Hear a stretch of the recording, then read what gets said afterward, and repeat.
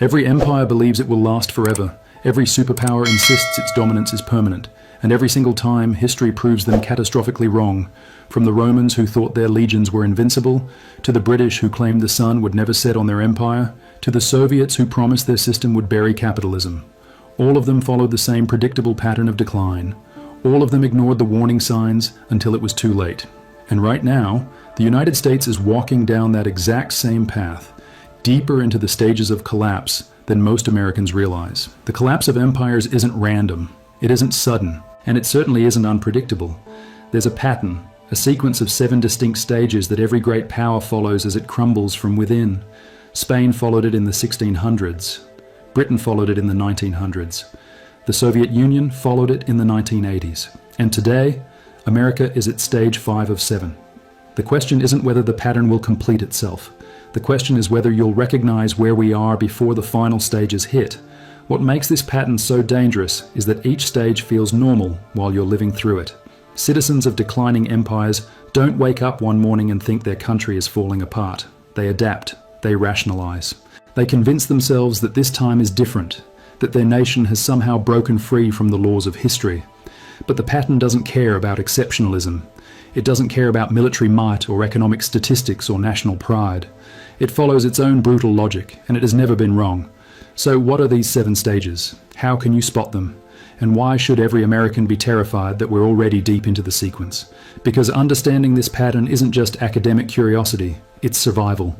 When empires collapse, they don't just fade quietly into the history books. They take their citizens' wealth, their security, and their future down with them. And if you can't see the warning signs, you can't protect yourself from what's coming. Stage 1 is expansion and confidence. This is when empires are born, when they discover their power and start flexing it across the world. Spain hit this stage in the 1500s when they conquered the Americas and flooded Europe with New World silver. Britain entered it in the 1700s as they built the world's most powerful navy and started claiming territories on every continent. The Soviet Union reached it after World War II when they emerged as a nuclear superpower, controlling half of Europe. And America? America hit stage 1 after World War II when they became the undisputed global hegemon with the world's reserve currency and military bases on every continent. During expansion, everything feels possible. The economy grows, the military wins, and citizens believe their system is superior to everyone else's. There's a sense of manifest destiny, that expansion isn't just beneficial, but inevitable. Resources flow in from conquered territories or economic dominance, and the population grows confident, sometimes arrogant about their place in the world. But here's what makes stage 1 dangerous. Success breeds overconfidence, and overconfidence leads directly to stage 2. Stage 2 is imperial overstretch. This is when empires bite off more than they can chew, when they commit to more territories, more wars, more obligations than they can realistically sustain. Spain hit this stage when they tried to fight wars across Europe while managing colonies from Mexico to the Philippines. Britain reached it when they attempted to control a quarter of the world's landmass with a population smaller than modern California. The Soviet Union entered overstretch when they tried to compete with American military spending while propping up communist regimes from Cuba to Vietnam to Afghanistan. Imperial overstretch isn't obvious at first. It starts with what seems like reasonable expansion. One more war, one more territory, one more commitment. But each expansion requires resources, administration, and military presence. The costs compound. The empire finds itself spread thin, trying to maintain control over vast distances with finite resources. Suddenly, what once seemed like strength becomes weakness. Every new commitment drains resources from existing ones. Every crisis in one region pulls attention and resources from others. The empire becomes reactive instead of proactive, constantly putting out fires instead of building for the future. America entered stage 2 sometime in the 1990s and 2000s. After the Cold War ended, instead of consolidating gains, America expanded NATO eastward, launched wars in Iraq and Afghanistan, and committed to defending dozens of countries worldwide. Today, the United States has over 800 military bases in more than 70 countries. It spends more on defense than the next 10 countries combined. It's committed to defending Taiwan, South Korea, Japan, Israel, and most of Europe simultaneously. That's textbook overstretch. The resources required to maintain these commitments are staggering, and they grow heavier every year. But overstretch alone doesn't kill empires. Many powers have pulled back from overextension and recovered. The real damage comes in stage 3, fiscal crisis. This is when the costs of maintaining the empire begin to exceed the empire's ability to pay for them. Spain hit fiscal crisis in the late 1500s when the costs of their European wars exceeded even the massive silver flows from the Americas. They declared bankruptcy 4 times in 50 years. Britain reached fiscal crisis after World War I when the costs of maintaining their empire exceeded the wealth it generated. The Soviet Union entered fiscal crisis in the 1980s when military spending to compete with America consumed a quarter of their entire economy. Fiscal crisis doesn't mean the government runs out of money tomorrow. It means the fundamental math of empire stops working. The costs of maintaining territories, fighting wars, and projecting power grow faster than the economy that supports them. Governments respond by borrowing more, printing more money, or raising taxes. But these solutions create their own problems. Borrowing means future generations will pay for today's commitments. Printing money causes inflation, eroding the currency's value. Raising taxes slows economic growth, making the problem worse. America entered fiscal crisis in the 2000s and has been deep in it ever since. The national debt has exploded from $6 trillion in 2000 to over $33 trillion today. Interest payments on that debt now consume more than the entire defense budget. The government borrows money to pay interest on money it already borrowed. Meanwhile, military commitments continue to grow. The wars in Iraq and Afghanistan alone cost over $2 trillion. Supporting Ukraine has cost over $100 billion. Maintaining bases worldwide costs hundreds of billions annually. The math simply doesn't work anymore. But even fiscal crisis can be managed if the underlying economy remains strong. The real accelerant of collapse comes in stage 4, economic decline. This is when the empire's economy begins to stagnate or shrink relative to its competitors. Spain's economy stagnated in the 1600s as inflation from American silver destroyed domestic industries. Britain's economy was overtaken by Germany and America in the early 1900s. The Soviet economy fell further and further behind the West from the 1960s onward, unable to compete in technology or consumer goods. Economic decline often starts subtly. Growth slows, innovation stagnates, manufacturing moves to cheaper locations, the currency weakens, young people struggle to find good jobs, infrastructure ages without replacement. What once felt like prosperity begins to feel like stagnation. Citizens start to question whether their children will be better off than they are. The empire's economic dominance, which once seemed unshakable, begins to crack. America has been in economic decline relative to its competitors since the 2000s. China's economy has grown from $1 trillion in 2000 to over $17 trillion today. Manufacturing has fled to Asia. Infrastructure is crumbling. Real wages for most Americans have stagnated for decades. The dollar's role as the world's reserve currency is being challenged. Countries are trading in their own currencies instead of dollars. The economic foundation that supported American global dominance is eroding, and the erosion is accelerating. Stage 4, economic decline, sets the stage for the most dangerous phase of imperial collapse. Because when empires can't maintain their dominance through economic strength, they often turn to their last remaining advantage, military power. And that's where the pattern becomes truly destructive, where declining empires make the decisions that transform gradual decline into sudden catastrophe. This brings us to stage 5, social and political fragmentation. This is where America stands today, and it's where the collapse pattern becomes visible to ordinary citizens. During this stage, the empire's internal unity begins to fracture. Political divisions deepen. Social cohesion breaks down. Citizens lose faith in their institutions and turn against each other, instead of working together to solve problems. The shared values and common identity that held the empire together during its rise start to dissolve. Spain hit social fragmentation in the 1640s when Catalonia and Portugal rebelled against Madrid's rule. Regional identities became stronger than imperial identity. Citizens stopped seeing themselves as part of a greater Spanish project and started viewing the central government as an oppressive force. Britain experienced this after World War I, when labour strikes paralysed the country, Ireland fought for independence, and class warfare replaced national unity. The Soviet Union entered fragmentation in the 1980s, when ethnic republics began asserting independence. Communist ideology lost its grip on the population, and regional leaders stopped taking orders from Moscow. The signs of stage 5 are unmistakable once you know what to look for. Political discourse becomes poisonous. Elections turn into existential battles, where each side views the other as an enemy rather than opposition. Government institutions lose credibility. Citizens stop trusting elections, courts, media, and law enforcement. Regional differences become more important than national identity.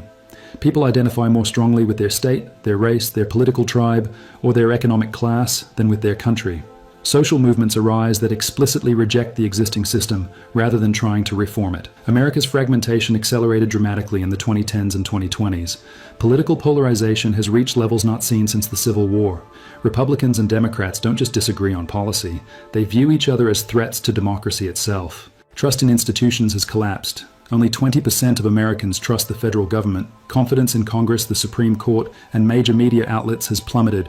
Regional divisions are deepening. Red states and blue states are passing laws that directly contradict each other's values. Some states are talking openly about nullifying federal laws they disagree with. The social fabric is tearing apart. Americans can't agree on basic facts about reality, let alone solutions to problems. Riots and protests have become routine responses to political disagreements. Citizens are self-sorting into ideological bubbles, where they only interact with people who share their views. Marriage across political lines has become rare. Even families are splitting apart over politics. The shared identity that once made Americans willing to sacrifice for each other is disappearing, replaced by tribal loyalties that pit citizen against citizen. But Stage 5, fragmentation, as dangerous as it is, doesn't guarantee collapse. Some empires have managed to pull back from the brink through reform, renewal, or external threats that reunite the population. The real point of no return comes with Stage 6, military overextension and defeat.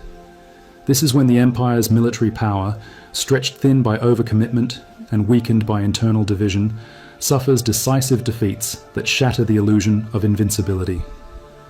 Spain reached Stage 6 in the 1640s, when their armies were defeated by French and Dutch forces, ending Spanish dominance in Europe. Britain hit it during World War II, when they could no longer defend their empire without American help, effectively ending their role as a global superpower.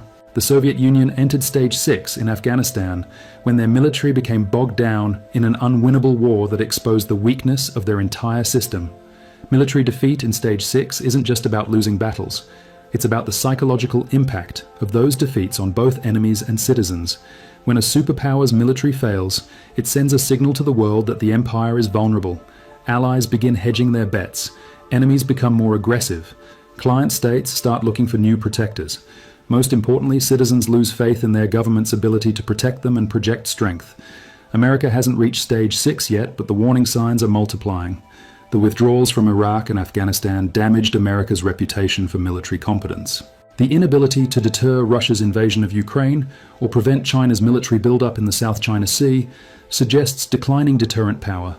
American military readiness has been degraded by decades of counterinsurgency operations and neglect of conventional warfare capabilities. Recruitment is falling as fewer young Americans want to serve. The military itself is becoming politicized, with officers taking sides in domestic political battles. More concerning is America's military commitments relative to its actual capabilities. The Pentagon admits it cannot simultaneously fight wars in Europe and Asia, yet America is committed to defending allies in both regions. If China moved against Taiwan, while Russia escalated in Ukraine, American forces would be stretched beyond their limits. A decisive military failure in either theater could trigger the psychological collapse that defines Stage 6. The final stage, Stage 7, is system collapse and replacement. This is when the old empire finally dies and something new takes its place. Spain's Habsburg system collapsed in the early 1700s, replaced by Bourbon rule that abandoned most imperial ambitions. Britain's empire dissolved after World War II, replaced by American hegemony and the Commonwealth system. The Soviet Union collapsed in 1991, fragmenting into independent republics that largely abandoned communist ideology. Stage 7 collapse can take different forms. Sometimes it's violent revolution that sweeps away the old order entirely. Sometimes it's peaceful dissolution where the empire breaks apart into smaller, more manageable pieces. Sometimes it's transformation where the same country continues to exist, but abandons its imperial ambitions and adopts a fundamentally different system of government or economics. What makes Stage 7 inevitable once the pattern advances this far is that the costs of maintaining the empire exceed any possible benefits. The mathematics of collapse become inescapable. Resources that should be invested in renewal are consumed by the desperate attempt to hold together a system that no longer works. Citizens who should be building the future are instead fighting over the scraps of a dying order. The empire becomes a parasite on its own people, extracting wealth and energy without providing security or prosperity in return. America hasn't reached Stage 7 yet, but the trajectory is clear. Each stage of the pattern has followed predictably from the last. Expansion led to overstretch. Overstretch led to fiscal crisis. Fiscal crisis led to economic decline. Economic decline led to social fragmentation. And social fragmentation is creating the conditions for military overextension and eventual system collapse. The pattern has never been broken. Every empire that has entered this sequence has completed it. The only variables are timing and the specific form that collapse takes. Some empires decline gradually over generations, others collapse within decades, some fragment peacefully, others tear themselves apart in civil wars, but none have escaped the fundamental logic of imperial overextension and internal decay. The pattern is clear, the stages are predictable, and America is deep in the sequence with only 2 stages left before the inevitable end. Every empire that has walked this path before believed they were different, believed they were special, believed they could break free from the iron laws of history. Spain thought their silver would last forever. Britain thought their navy made them invincible. The Soviets thought their system was scientifically superior. All of them were wrong. The question isn't whether America will complete the pattern. The question is what comes next and whether you'll be prepared when it happens. Because when empires collapse, they don't just disappear quietly, they take everything down with them, your savings, your security, your future. The people who survive imperial collapse aren't the ones who trusted most in the system. They're the ones who recognize the pattern early and position themselves accordingly. History doesn't repeat, but it rhymes with deadly precision. And right now, America is rhyming perfectly with every fallen empire that came before. The only difference is that this time, you know what's coming. If this opened your eyes to where we really stand, hit subscribe. History has all the answers if you know where to look.